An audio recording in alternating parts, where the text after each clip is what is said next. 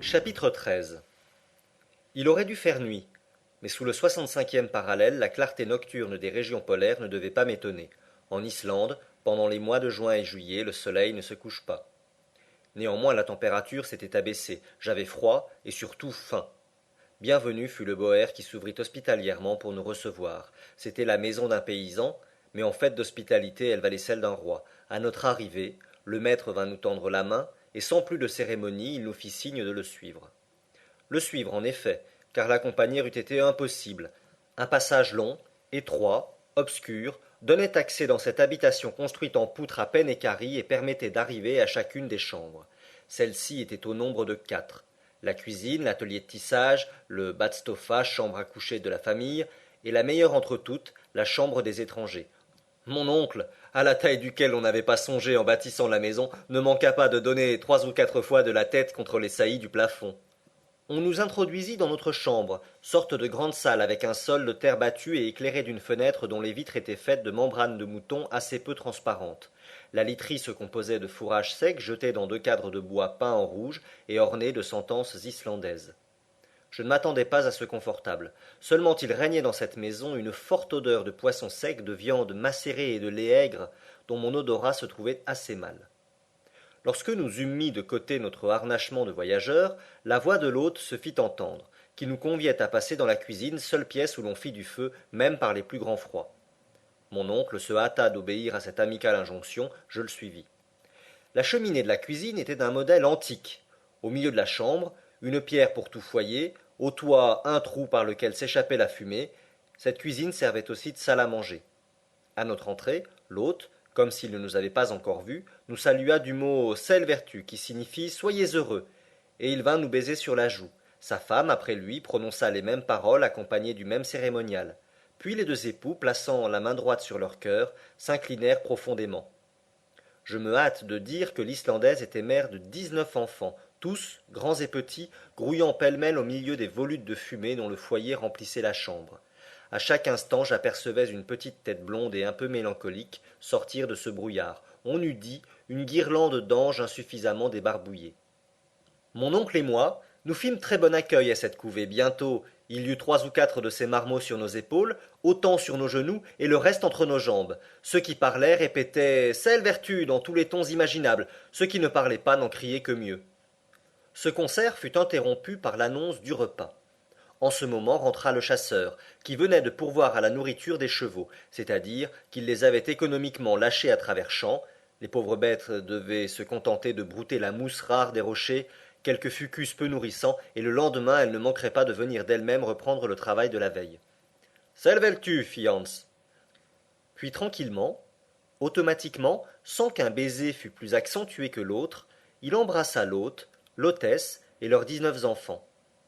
La cérémonie terminée, on se mit à table, au nombre de 24, et par conséquent les uns sur les autres, dans le véritable sens de l'expression. Les plus favorisés n'avaient que 2 marmots sur les genoux. Cependant le silence se fit dans ce petit monde à l'arrivée de la soupe, et la taciturnité naturelle, même aux gamins islandais, reprit son empire. L'hôte nous servit une soupe au lichen et point désagréable, puis une énorme portion de poisson sec nageant dans du beurre aigri depuis 20 ans, et par conséquent bien préférable au beurre frais d'après les idées gastronomiques de l'Islande. Il y avait avec cela du skyr, sorte de lait caillé accompagné de biscuits et relevé par des jus de baies de guenièvre. Enfin, pour boisson, du petit lait mêlé d'eau, nommé blanda dans le pays. Si cette singulière nourriture était bonne ou non, c'est ce dont je ne pus juger. J'avais faim, et, au dessert, j'avalai jusqu'à la dernière bouchée une épaisse bouillie de sarrasin. Le repas terminé, les enfants disparurent. Les grandes personnes entourèrent le foyer où brûlaient de la tourbe, des bruyères, du fumier de vache et des os de poisson desséchés. Puis après cette prise de chaleur, les divers groupes regagnèrent leurs chambres respectives. L'hôtesse offrit de nous retirer, suivant la coutume, nos bas et nos pantalons, mais sur un refus des plus gracieux de notre part, elle n'insista pas, et je pus enfin me blottir dans ma couche de fourrage. Le lendemain, à 5 heures, nous faisions nos adieux aux paysans islandais. Mon oncle eut beaucoup de peine à lui faire accepter une rémunération convenable, et Hans donna le signal du départ. À 100 pas de Gardère, le terrain commença à changer d'aspect. Le sol devint marécageux et moins favorable à la marche. Sur la droite, la série des montagnes se prolongeait indéfiniment comme un immense système de fortifications naturelles dont nous suivions la contrescarpe.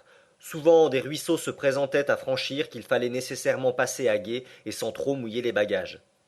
Le désert se faisait de plus en plus profond. Quelquefois, cependant, une ombre humaine semblait fuir au loin. Si les détours de la route nous rapprochaient inopinément de l'un de ces spectres, j'éprouvais un dégoût soudain à la vue d'une tête gonflée, à peau luisante, dépourvue de cheveux, et de plaies repoussantes que trahissaient les déchirures de misérables haillons. La malheureuse créature ne venait pas tendre sa main déformée, elle se sauvait, au contraire, mais pas si vite que Hans ne l'eût salué du Seilvertu habituel. Spetelsk, disait-il.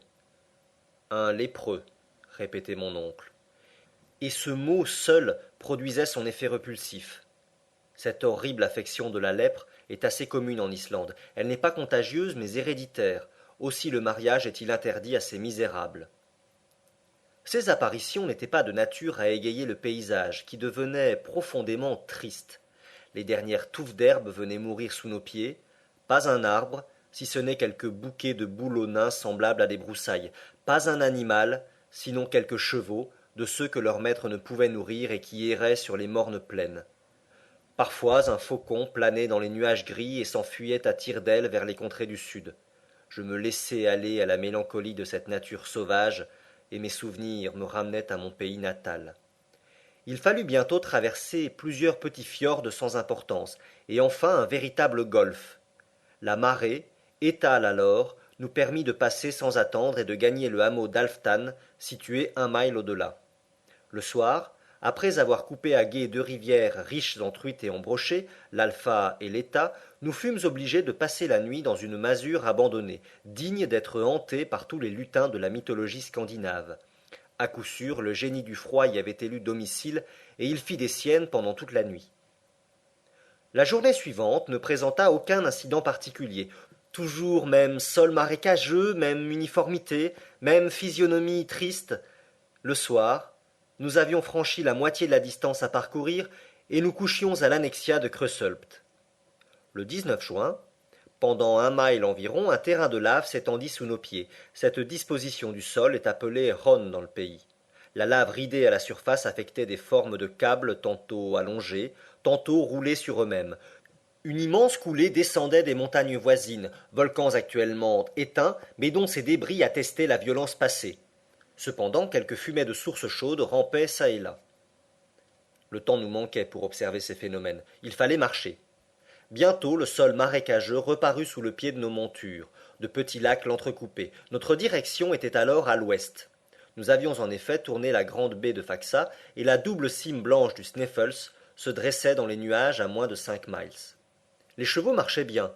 Les difficultés du sol ne les arrêtaient pas. Pour mon compte, je commençais à être très fatigué. Mon oncle demeurait ferme et droit comme au premier jour. Je ne pouvais m'empêcher de l'admirer, à l'égal du chasseur qui regardait cette expédition comme une simple promenade.